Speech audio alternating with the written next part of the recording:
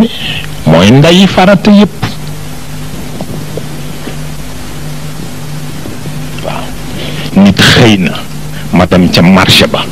wuti ceeb wala ma wuti dëlwiñ wala ma wuti tomate pour dundale ko sama njaboot te xamuloo sa bopp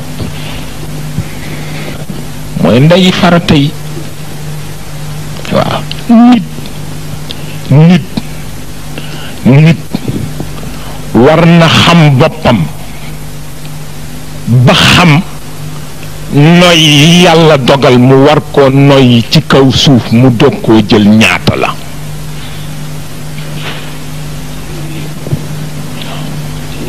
waaw ndax noy yi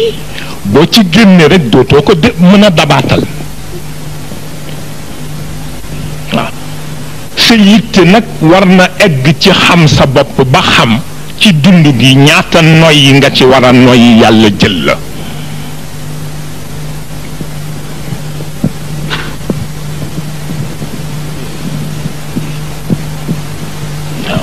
nañu informer nit ñi te bàyyi leen ak seen intuition parce que moo ëpp doole téeméeri junni yoon waaraate yi ñu leen di waar bi ca gën a metti nag ca Sénégal mooy ñun ña suñu maam yeeg suñu maamaat yi daan waar ba nëgë ne ñooñu la ñuy waar te ki ñëw ba noppi kay jaratul waar ñun li waroon tey mooy ñu dem Afrique du Sud bu ñu demee informer leen objectivement pour ñu xam lan mooy njariñ yi nekk ci l'islam pour que ñu nekk jullit waaye dëkk ci ñoo xam ni boo tuddee ñu fett ci guddeeg bëccëg nga di leen waar at mu nekk nga dépensé ci ay milliards yu dul jeex mais kooku yàlla du ko cautionné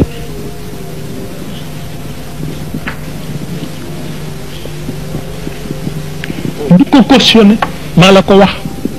waaw at mu ne au Sénégal ñu organiser ay cérémonies religieuses yu dul jeex